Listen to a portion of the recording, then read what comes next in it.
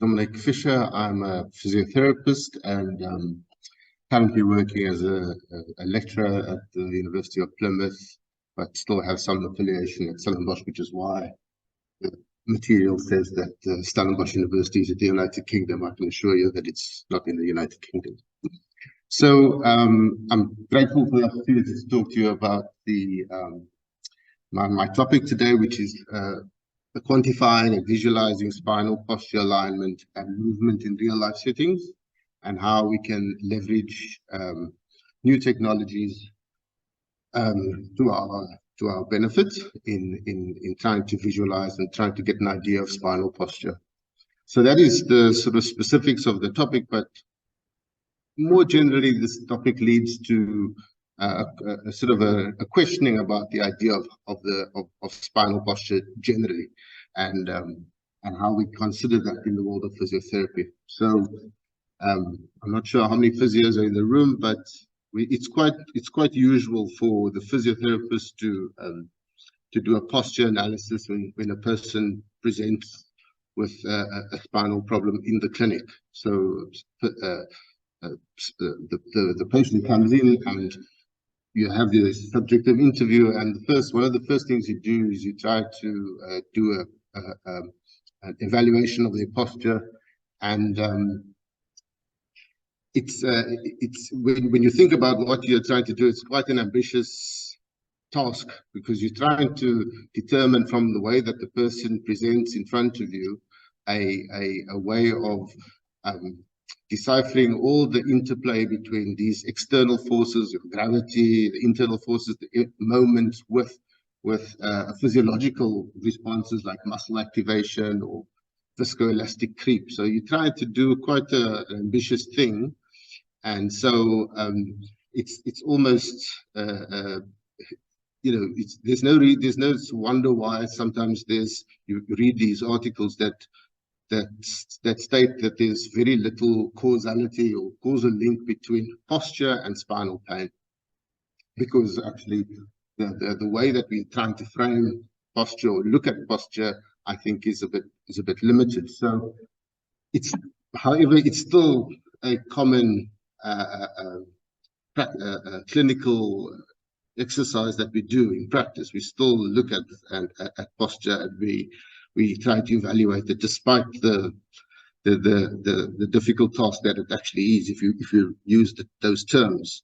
So these colleagues interviewed 455 Greek physios, and they asked them what they considered to be optimal posture.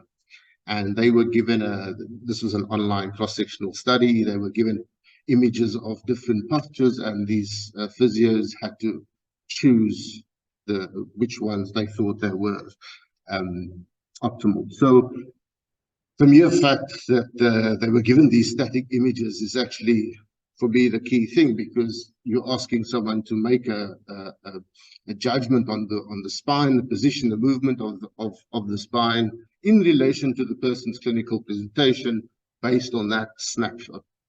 And the responses from the physio, the participants in the study, there was a 94% consensus that they believe that postural alignment, and therefore which leads to their education about posture, is an important part of their practice. And the authors of the paper, they stated that these physios were making those judgments based much more on biomechanical and beliefs and stereotypes rather than the contemporary evidence, to which I thought was a bit strange, because much of the biomechanical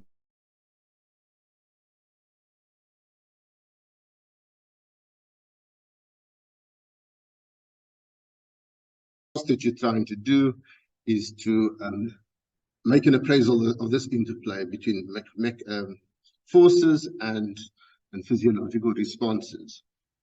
And you're trying to determine where there might be adverse tissue loading, all in this grand plan, because it's going to inform the management. And part of that management is going to be some sort of postural re-education to reverse or optimize the tissue loading in the body. You're going to try and prescribe different ergonomic solutions. So all of those things are predicated on this assumption of good and bad. So you have a good posture where there is a state of muscular and skeletal balance, and that is going to sort of reduce or work against progressive deformity of the spine in whichever way. So and that's the job that you're trying to do in that snapshot. So some people got a little bit more fancy. They take the picture, or they'll take an X-ray, or they have a standardized, maybe a video, or whatever the case may be. And although that is a progression of the method, the underpinning thinking is still good or bad. So with growing sort of satisfaction with the idea that this posture can be categorized into good and bad, there was a move towards this idea of optimal posture. So you can re-educate someone's posture so that you can reduce the amount of adverse loading and strain of different tissues and create this optimal position. So, which is in one sense sounds fine, but it's still predicated on this idea of good and bad, and this is better and this is not better. It doesn't take into consideration that once the person can re-educate into this optimal position, what is the sustainability, or how is the person going to spend 7, 8, 10 hours a day sitting or standing in this optimal position? It's just not sustainable. And that was essentially, that was the sort of main kind of critique that I had of the practice and the literature that underpinned that practice. And the other thing that I was dissatisfied with was that there's no mention there's very little mention in the literature about other body planes. It's mainly sagittal plane.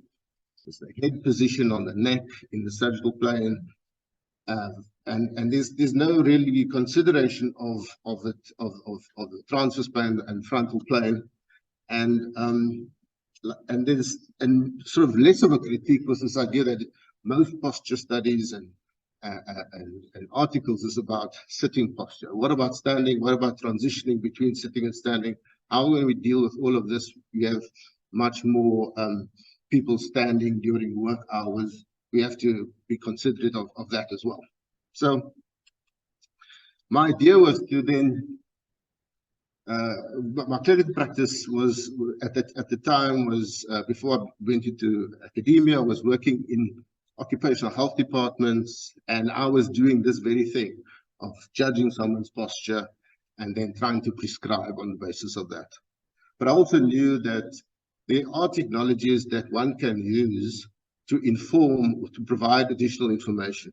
And my main problem was this idea of time and how long the spine is stationary, when is it moving, how can we say that this posture is good or bad if we don't know how long it's lasting for, and we don't have any descriptive rich information, rich description of the behavior of the spine during the course of the day, and how those leads to different kinds of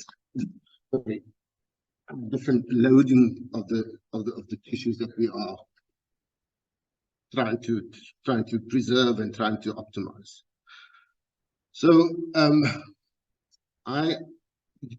so these thoughts were sort of percolating, and I was involved in a study that was trying to look at the spinal health of primary school learners and testing the efficacy of a classroom-based intervention for sedentary behavior, but also for spinal health. So now I did looked at the literature, and there was very little standardized measure for spinal health in the literature. Everybody had their own way of doing it through video observation and various different things.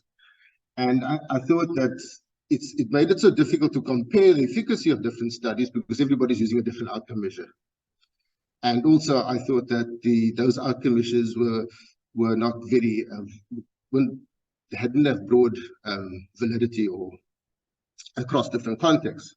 So I used this study as a case study for a proposed method of observing spinal posture that we developed using these technologies. And what it was, it's fairly simple on the surface because, like I said, it's used existing methods. All that we did was adapt it and modify it for our purpose. So we used inertial measurement units and we placed them on the different parts of the spine, and we were able to then get a signal of spinal movement. And the innovation really just came in the processing of that signal to create the outcomes that I was interested in. So what we did is we took we looked at the signal that was produced from the cervical, the thoracic, and the lumbar spine, and we worked out how what is the threshold at which we can say that that spine is now not moving in that particular plane. And to do that, we took a sliding window. We worked out the average and then calculated the variance within that average to say the lowest variance is when the person is there's very little measurable movement in that window, and that would be that will then constitute the threshold of stationary movement. And we did it for the thoracic side, the cervical, and the lumbar in the 3 planes. So there was a threshold for each spinal segment and a threshold for each body plane. And then we did a very similar thing. We worked out what is the range of motion during that sliding window to create a range of motion signal. So we could then compare when we thought the participants' spines were stationary and when there was actual movement, and we compared the two. And then we could identify these points where the movement went below the threshold as a stationary position. The spine is now not moving, and we could then calculate how long those pauses were, or stationary moments, and when they're moving. But we could also create a visual sort of dashboard of what that looks like. So you can see there's a sort of a heat map. So 0 means that there was no stationary time occurrences of no movement. 100% is when it was completely stationary. And we worked out there are different sizes of stationary, and we can see here what the range of the motion of that particular kinematic was for each of the segments and the body plane. So here's a sagittal view, and you can see here there's the sagittal view of the cervical spine. They used quite a lot of the range of motion from extension to flexion, but here in the thoracic spine there was very little movement, and it was stationary for longer. And in the lumbar spine, you could see where the movement took place, how long the movement, when the patient was stationary, and it was a much more rich information than what was achievable with the static picture or even the video. And you can manipulate the dashboard in a various ways. So here you have a 3-dimensional view of the cervical spine. So you can see in the sagittal plane, lots of movement again. And you'd expect, because the cervical spine's got a lot of movement, that you see that there, and the transverse plane as well. But when you look at the lumbar posture, very little movement throughout the range in the transverse plane because there's such a little movement, and again in the frontal and the sagittal planes. So when you put all of this together, you can see that you can leverage this technology to describe posture in a very rich way, not just 3-dimensionally, but also taking in that important temporal component. And if you synchronize with other technologies, you can do the same when the person is standing, when they're sitting, to get that answer. So, of course, there are limitations to this procedure. It's very much in the early R&D stage. The algorithms are in a very early stage of development. It's impractical to have people wearing the sensors, but you have to start somewhere. And of course, there are many more limitations that we can discuss. But I think it's a good way of challenging the previous kind of notion of posture being either good or bad, and being able to get a rich picture of the way that people move and sit during the course of the day. And hopefully it will lead to other advances in how loading of the spine leads to things like pain and what influences our movements during the course of the day. So, thank you very much for your attention.